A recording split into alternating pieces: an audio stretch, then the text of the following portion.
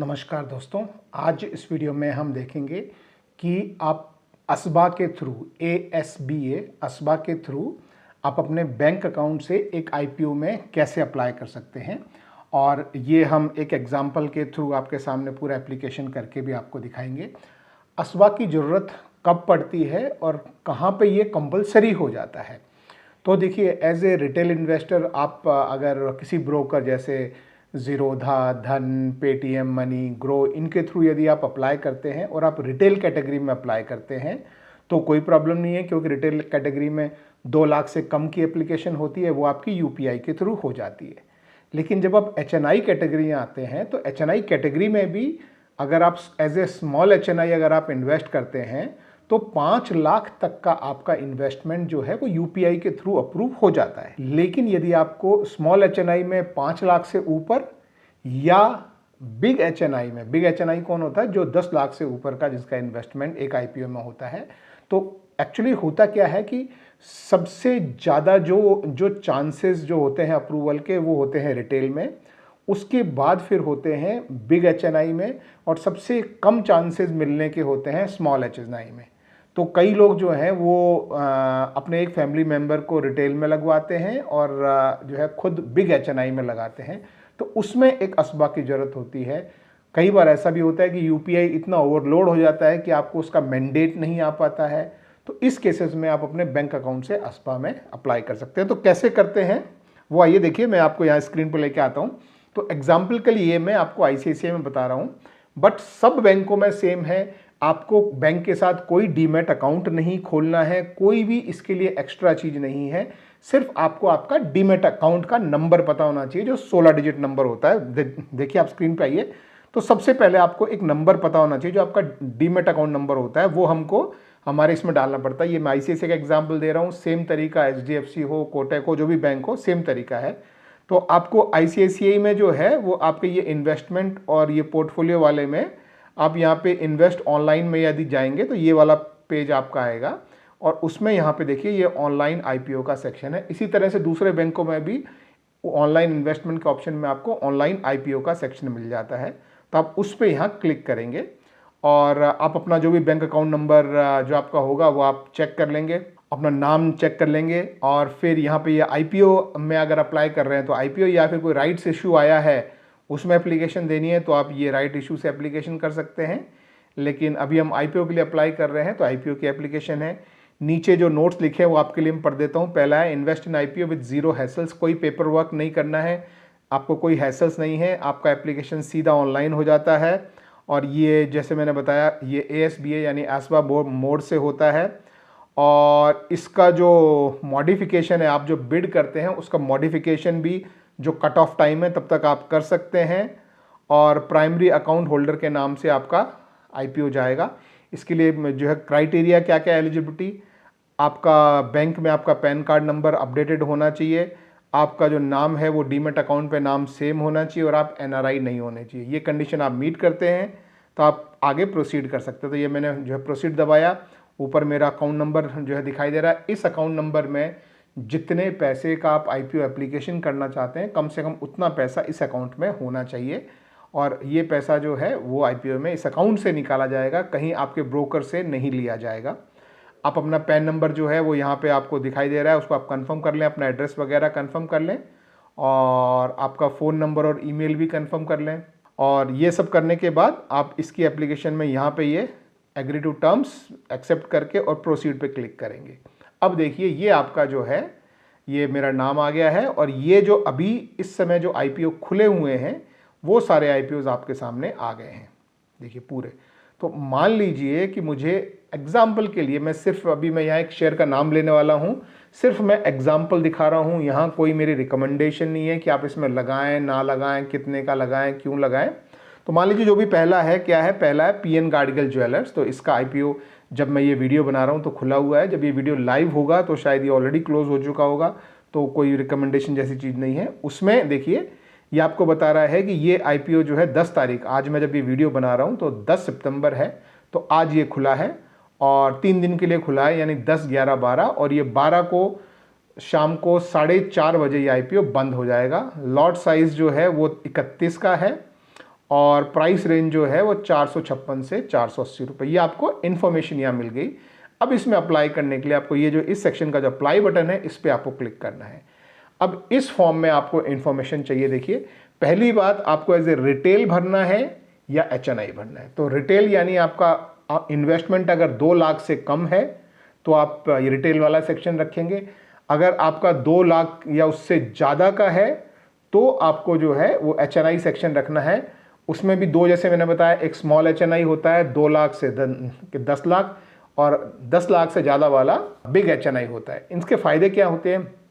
कोई भी जब NSE या BSE में IPO आता है तो उसमें 35% जो है वो रिटेल के लिए ब्लॉक किया जाता है, रिजर्व रहती है कि 35% रिटेल को देना ही है जितने भी शेयर लाए जा रहे हैं मार्केट में, और 15% जो है वो HNI को दिया जाता है। और उस 15% में से 5% स्मॉल HNI के लिए रखा जाता है और 10% बिग HNI के लिए रखा जाता है। तो बिग HNI वाला सेक्शन जो है वो सबसे कम भरता है, तो उसमें मिलने के चांसेस सबसे ज़्यादा हैं। तो अगर आपको वैसे लगाना है तो आप ये जो है HNI सेलेक्ट कीजिए, लेकिन मैं एग्जांपल के लिए ज़्यादातर लोग रिटेल में लगाएंगे तो मैं यहाँ पे रिटेल में बताता हूँ। ठीक है, जो आपको ब्लर दिखाई दे रहा है वो मेरा अकाउंट नंबर है।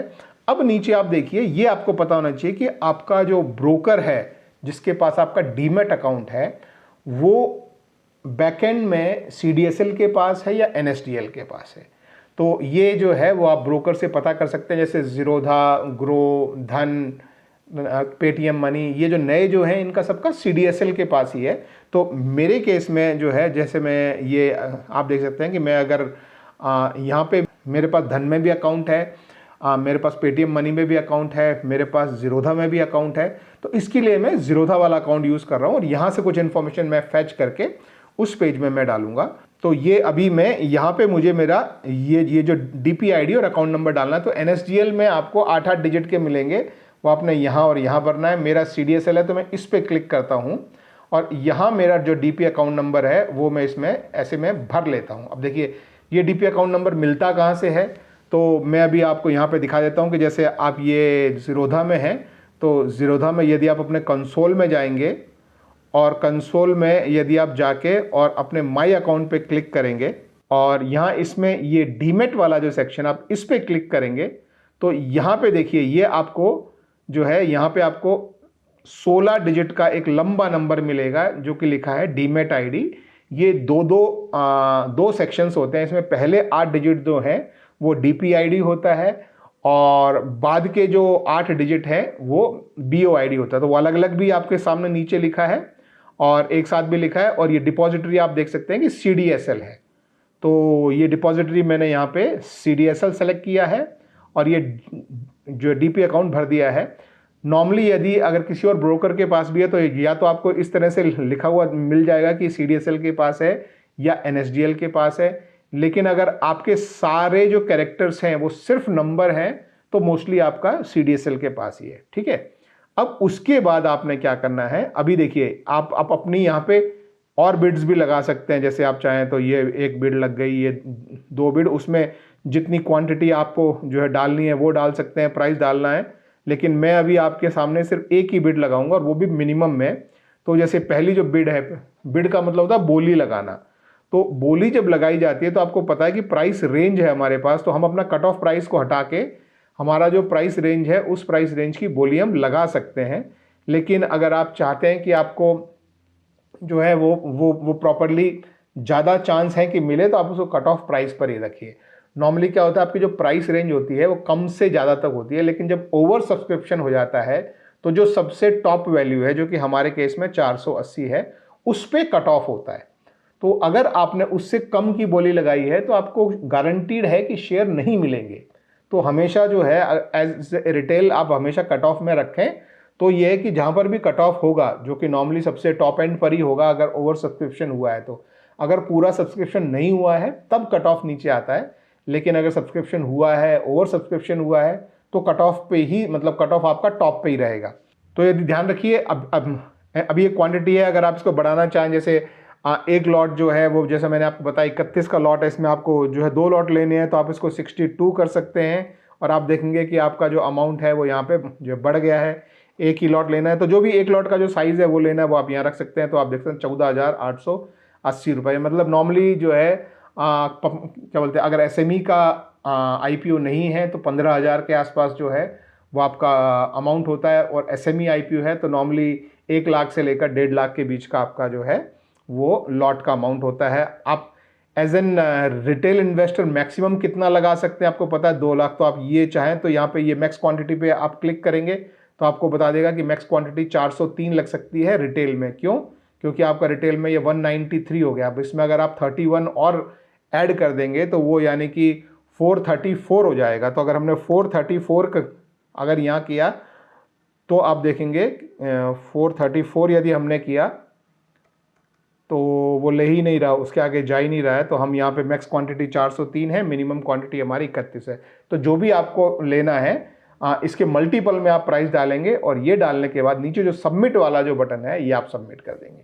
तो इतना सिंपल प्रोसेस है, आपको कुछ नहीं, आपको सिर्फ आपका डीपी आईडी चाहिए। और आपने देखा कोई इंफॉर्मेशन मैंने एक्स्ट्रा नहीं डाली। डीपी आईडी चाहिए, आपको रिटेल में करना है तो रिटेल, एचएनआई में करना है तो एचएनआई। आपने अपनी क्वांटिटी डाली, प्राइस में आपने कट ऑफ रखा, आप कितने का वैल्यू का हुआ वो आप देखेंगे, और ये सबमिट वाला बटन यहाँ पे दबा देंगे। तो मैं अभी आपके सामने सबमिट वाला बटन मैं दबा देता हूँ। तो ये देखिए मैंने सबमिट वाला बटन दबाया, उसने एक बार सारी इन्फॉर्मेशन जो है कंफर्मेशन के लिए मुझे दिया कि आप कंफर्म करें कि आप यहाँ पे पीएन गार्डिगल ज्वेलर्स में अप्लाई कर रहे हैं आईपीओ में, और इन्वेस्टर का स्टेटस है इंडिविजुअल, जो कैटेगरी सेलेक्ट हुई है वो है रिटेल।